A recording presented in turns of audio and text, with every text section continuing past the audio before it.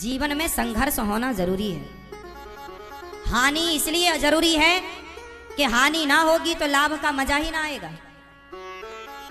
इसलिए बच्चों को संघर्ष करना सिखाओ, बड़ों का सम्मान करना सिखाओ, मर्यादित बोलना सिखाओ। आपके बच्चों के पास बड़ी बड़ी डिग्रियां होंगी लेकिन बोलने का ढंग नहीं है कि बड़ों से कैसे बात की जाती है, तो फिर डिग्रियों का करेंगे क्या हम?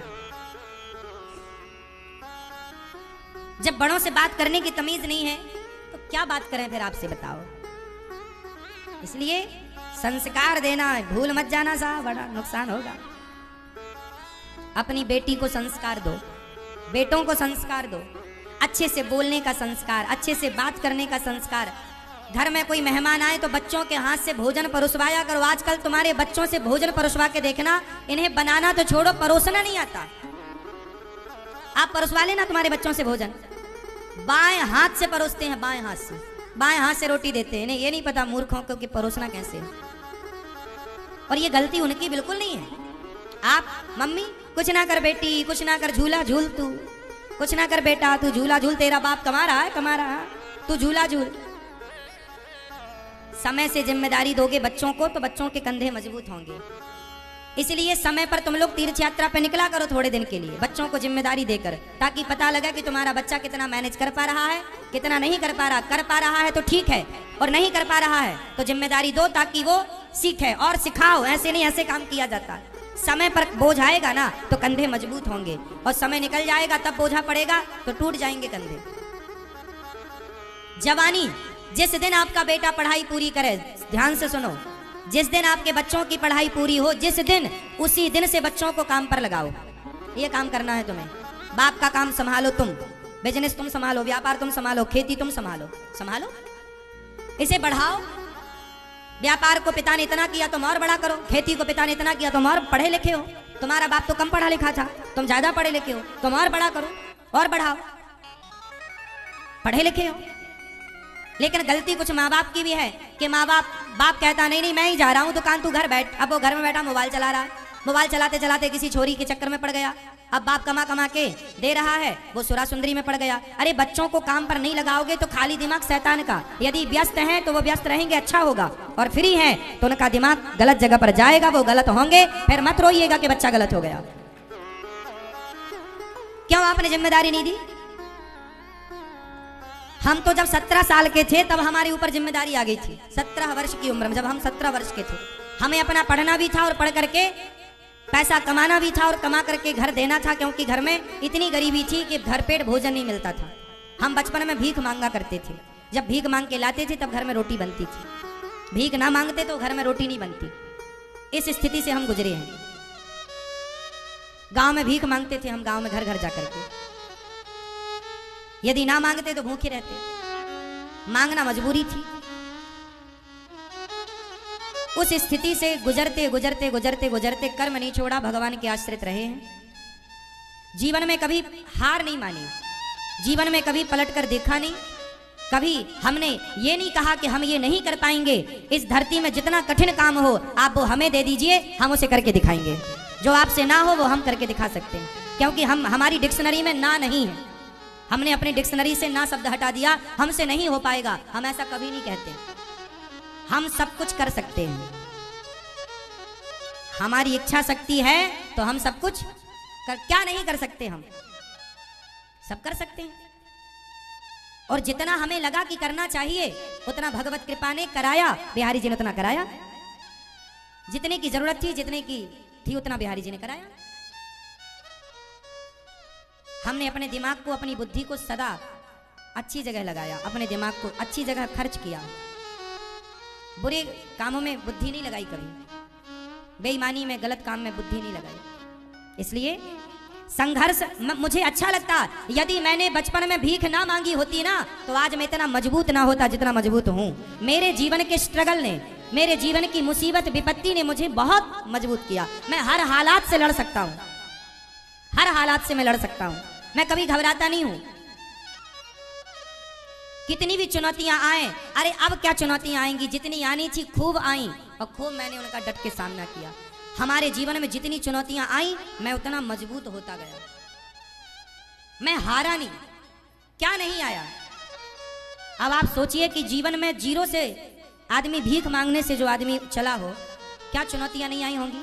आपको क्या लगता है साहब, भिखारियों का कितना अपमान होता है? इस संसार में हर अपमान को मैंने सहा है। भिखारियों को लोग क्या नहीं कहते, मुझे भी लोगों ने क्या नहीं कहा, क्या नहीं सुना मैंने, क्या नहीं देखा मैंने। समाज ने सम्मान भी दिया है और समाज ने दो बातें सुनाई तो हमने उनसे सीखा भी है। हमने पलटकर किसी को जवाब नहीं दिया, हमने पलटकर किसी को गाली नहीं दी। सब देखते चले आए, देखते, पलटकर जवाब नहीं। हर सुख दुख हानि लाभ उतार चढ़ाव अपना पराया सब देखा। इसलिए मैं आपके बच्चों से, मैं आपसे कहूंगा कि आप भी अपने बच्चों को ना ज्यादा लग्जरी जिंदगी मत दीजिएगा। लग्जरी जिंदगी में बच्चा खोखला होता है। आप किसी को बस बिठा दो, आप काम मत कराओ। बढ़िया एसी की हवा मिल रही है, खाने को पकवान दे दो, एसी की हवा दे दो, घूमने को गाड़ी दे दो। जो आदमी 10 साल तक एसी की हवा में बैठ लेगा, बढ़िया गाड़ियों में घूम लेगा और बढ़िया पकवान खाएगा, वो खोखला हो जाएगा। मजबूत होने के लिए ना भूखा भी रहना पड़ता है। मजबूत होने के लिए नंगे पांव दौड़ना पड़ता है, दौड़ना पड़ता है। बच्चों को मजबूत बनाओ साहब, एसी की हवा में बिठाने की जरूरत नहीं है। बच्चों को लग्जरी जिंदगी बाप ना दे, बाप तो बच्चों को स्ट्रगल करना सिखाए। बेटा मेहनत करो, कमाओ, अपना बिजनेस करो, अपना करो। हर सुख दुख उतार चढ़ाव को देखो, हर मुसीबत का, हर विपत्ति का सामना करो। पता लगेगा ना कि विपत्ति पर आप क्या, आपका रिएक्शन क्या है, आप कैसे रिएक्ट करते हैं, आप झेल पाएंगे कि नहीं। पहले जो राजा बनता था ना, बाप जो राजा बनता था तो बाप पहले उसे भेजता था, जा जंगल पहले शेर का शिकार करके ला। बेटा शेर का शिकार करके लाएगा तो बाप राजगद्दी में बिठाएगा, क्योंकि बाप ये भी तो देखना चाहता है ना कि मेरा बेटा मेरे मरने के बाद ये प्रजा की रक्षा कर पाएगा कि नहीं। जो खुद की रक्षा नहीं कर पाया शेर से, वो प्रजा की क्या रक्षा करेगा। इसलिए पहले के राजा लोग शेर का शिकार करते थे, इसलिए ये दिखाने के लिए प्रजा को कि देखो मैं तुम्हारी रक्षा कर सकता हूँ। एक सबसे बड़ा जान पक्षी होता है जिसे बाज कहते हैं। बाज के बारे में मैंने डिस्कवरी चैनल पर सुना। मैं पहले जब टीवी देखता था ना, जैसे आपके बच्चे लोग टीवी देखते हैं ना, मैं पहले टीवी देखता था। अब तो टीवी देखने का समय नहीं है, वर्षों से मैं अब टीवी नहीं देखता। पहले बचपन में मैं बहुत टीवी देखता था, लेकिन टीवी में मैं डिस्कवरी चैनल देखता था। हमारे घर में 2009 में तो टीवी आई पहली बार। 2009, अभी 23 चल रहा है ना, 2009 में हमारे यहाँ टीवी, हम दूसरों के घर में टीवी देखने जाते थे। जब रामायण आती थी, महाभारत आता, तब हम दूसरे गांव में जाते थे टीवी देखने, नदी पार करके। अभी दो आप लोगों के घर में टीवी कब आई? आपके घर में टीवी कब आई? किस सन में? हमारे यहाँ हम पहली बार अपनी कमाई से जो पैसा हम कमा कर लाए, तो उस कमाई से हमने सबसे पहले 9,000 रुपए की टीवी खरीदी थी। आज भी वो टीवी 2009 में खरीदी थी, आज भी वो टीवी है। बचपन में हम गैया चराने जाया करते थे ना, तो हम जूता नहीं था हमारे पास, नंगे पांव खेतों में गैया चराते थे। पिताजी से जब 1 महीना तक रोज कहते थे जूता दिलाओ, जूता दिला दो, अब जूता दिलवा दो। पांव के छाले दिखाते थे, देखो कांटा लग गया। तब पिताजी जूते दिलाते थे। क्या करें, तब लगता था पिताजी नहीं दिलाते, पर अब पता चला कि पिताजी के पास पैसे ही नहीं थे। उस समय 50 रुपए के जूते आते थे, जो खेत में किसान लोग पहनते ना, वो वाला जूता। हमारे सारे दोस्त जो गैया चराने हम लोग साथ में जाते थे, 4-6 लड़के, तो सब जूता पहन के जाते थे, टोपी लगा कर जाते थे कि धूप ना लगे, क्योंकि गैया तो धूप में खड़े होकर चराना पड़ती है, हर जगह पेड़ नहीं होता। तो मैं जूते के लिए कई बार कई सालों तक, मुझे अच्छे से याद है, सालों तक नंगे पांव गैया चराई है, सालों तक। 10-20 कांटे तो पांव में लगे रहते थे, पता ही नहीं चलता था। पैदल चलने की इस तरह आदत हो गई थी कि पैदल ही चलने की आदत थी। 10-20 किलोमीटर भी पैदल चलाओ तो पैदल चल लेंगे, ऐसे पांव हो गए थे, मट्ठर पांव हो गए थे। चलते चलते खेतों में, पत्थर में नंगी पांव थी। हर उतार चढ़ाव को हमने देखा। एक पक्षी होता है, वो बाज उसको कहते हैं, बाज की जो मादा होती है ना, माँ, जब बाज की मादा बच्चों को, जब वो गर्भवती होती है और उसे जब पता लग जाता है कि मेरे बच्चे होने वाले हैं, तो बहुत ऊंचे पेड़ पर जाकर के वो घोंसला बनाती है। तो वो घोंसला कैसे बनाती है? नीचे वो कांटे रखती है, बबूल के कांटे, मतलब बड़े कांटे का संग्रह करती है। बाज की मादा कांटे रखती है और कांटे के ऊपर थोड़ी सी घास ला के डाल देती है। उस घोंसले में फिर अपने बच्चों को जन्म देती है। और जब उसके बच्चे से अंडे देती है, फिर अंडों से जब बच्चे निकल आते हैं, बच्चे थोड़ा 10 दिन के 20 दिन के हो जाते हैं, तो वो क्या करती है, अपनी चोंच से पकड़ पकड़ के सारी घास हटा देती है। और जब बचते हैं कांटे, अब क्या बचे, कांटे बचे, तो कांटे में उसके बच्चे ना यहाँ वहां भागते हैं और बार बार चुभते हैं उसके बच्चे को कांटे। किसी ने पूछा बाज से, क्यों री मादा, क्यों बाज की मादा, मतलब क्यों तूने ये क्यों इतना कष्ट दिया अपने बच्चों को, ये ज्यादा घास और क्यों नहीं रखती, बच्चों को थोड़ा सुख मिलेगा। बाज की मादा बोली ना, मैं अपने बच्चों को सुखी नहीं करना चाहती, यदि ये आज सुखी हो जाएंगे तो भविष्य में रोएंगे, इसलिए मैं कांटों के घोंसले में इनको पालती हूं, ताकि अभी से इनको कांटा चुभेगा तो दर्द को अभी से बर्दाश्त करने की क्षमता पैदा होगी, मजबूत बनेंगे। क्योंकि इस धरती का सबसे खतरनाक श्रेष्ठ पक्षी है बाज। श्रेष्ठ पक्षी की मां है बाज की मादा, और उसके बच्चे क्या बनेंगे। बाज जब शिकार करता है ना, तो बड़े बड़े जानवरों को भी पकड़ के उड़ जाता है, इतना बड़ा होता है बाज। जानवर फड़फड़ाता है वजन के कारण, वो बाज को भी नीचे गिरा लेता है। तो मादा कहती है हर स्थिति में मेरे बच्चे सुखी रहें, इनके पंख, इनके पांव, इनकी चोंच, इनका शरीर इतना मजबूत हो कि हर तूफान का ये सामना कर पाए। एक बाज की मादा अपने बच्चों को कितना मजबूत बनाती है, और तुम, आप लोग अपने बच्चों को जूजू बनाते हैं। आप लोगों का एक सेंटेंस बहुत गलत है। आप लोग क्या बोलते हैं, महाराज जी मैंने बहुत दुख उठाए हैं, पर मैं नहीं चाहता कि मेरे बच्चे दुख उठाएं। ये गलत सेंटेंस बोलते हैं आप लोग। क्यों ना उठाएं बच्चे दुख, बच्चों को छोड़ दो। आप जाओ बेटा 1000 रुपए कमा के लाओ, जाओ। एक करोड़पति आदमी था, एक बहुत बड़ा उद्योगपति था, उसका बेटा पढ़ करके विदेश से आया। उसके पिता की हजारों करोड़ की फैक्ट्री थी, हजारों करोड़ का टर्नओवर था, काम था। लेकिन जब उसका बेटा पढ़कर आया तो बाप ने बेटे से कहा बेटा जाओ तुम 10,000 रुपए कमा के लाओ। बाप के पास करोड़ों हैं, पर बेटे को भेजा जा 10,000 कमा के ला, और सुनो हमारे इस क्षेत्र से नहीं, बाहर जाओ। अब बेटा पढ़ा लिखा 10,000 कमाने गया। बाजार में आप जाइए 10,000 कमाने, कितने धक्के खाने पड़ेंगे, कितनी लाइनों में लगना पड़ेगा, कितना इंटरव्यू देना पड़ेगा, कितने घन पीटने पड़ेंगे, तब कहीं जाकर तुम्हें 10,000 की नौकरी मिलेगी। क्या नहीं करना पड़ेगा। उस बेटे ने जाकर के पिता की बात मानी और काम उसे मिला कहीं, अपने से कमरा लिया, अपने से बनाया, खाया, मजदूरों के साथ रहा। जहां भी उसने 10,000 महीने भर में उसने कमाए, ले जाकर पिता को दिया। पिता ने अब अपने बेटे को पकड़ा और अपनी उस कुर्सी पर बिठाया जहां वो हजारों करोड़ का मालिक था। अब उसे हजारों करोड़ का मालिक बना के बिठा दिया। लोगों ने कहा आपने अपने बेटे के साथ ऐसा क्यों किया। उस आदमी ने कहा कि मेरा बेटा विदेश में पढ़कर आया है, सारी सुख सुविधाएं इसने पाई हैं। आज जब ये 10,000 कमा के लाया तो इसे पता लगा कि 10,000 कैसे कमाए जाते हैं। आम आदमी क्या होता है, आम आदमी की जिंदगी क्या होती है। इसलिए इस फैक्ट्री में जो 1000 मजदूर काम करते हैं, अब ये मेरा बेटा उन मजदूरों का सम्मान करेगा, क्योंकि ये जानता है कि 10,000 की कीमत क्या है। अब ये सबकी रिस्पेक्ट करेगा। यदि ये बड़े बाप का बेटा बन के बैठ जाता तो ये आम आदमी को मच्छर समझता कि तुम्हारी औकात क्या हमारे सामने। अब तो ये लाइन में लग के देख चुका है कि 10,000 के लिए ये जो लोग हैं, ये परिवार चलाने के लिए 10,000 की नौकरी कर रहे हैं, बेचारे किस तरह परेशान हो रहे हैं। तो व्यक्ति को, आप अपने बच्चों को धनवान बना देना बड़ी बात नहीं है साहब। उस धन को मेंटेन करना, क्या आप उस धन को सही, क्या उस धन का आप सही उपयोग कर पा रहे हैं, क्या उस पैसे की कदर कर पा रहे हैं, इज्जत कर पा रहे हैं, या उसका आप दुरुपयोग कर रहे हैं। आपके बच्चे आपकी कमाई का, आपके पैसे का दुरुपयोग ना करें, बस इतनी सी बात है। पैसा मिलता है लोगों को तो दुरुपयोग करते हैं। आप अपने बच्चों को इतने संस्कार देना कि वो अपने धन का केवल सदुपयोग करें और अपनी मेहनत से कमाएं, बेईमानी से ना कमाएं, ईमानदारी से कमाएं। बस मेरा तो सिंपल सिद्धांत रहा है, मैंने कभी किसी के साथ बुरा नहीं किया आज तक। मैंने हर परिस्थिति का डटकर सामना किया, लेकिन मैंने कभी किसी का बुरा नहीं किया, किसी के साथ छल नहीं किया साहब। मैंने 1 रुपए का छल नहीं किया। मुझे हर पल हर दिन याद है, मैं भूला नहीं। मैं कोई स्कूल में इतना ना पढ़ पाया, मैं कोई यूनिवर्सिटी में इतना ना पढ़ पाया जितना मेरी जिंदगी ने मुझे पढ़ा दिया, मेरे समय ने मुझे पढ़ा दिया, मेरे जीवन की स्थिति ने जो मुझे पढ़ाया है ना, वो कोई यूनिवर्सिटी नहीं पढ़ा सकती। मैंने एक बार अपनी घटना सुनाई थी।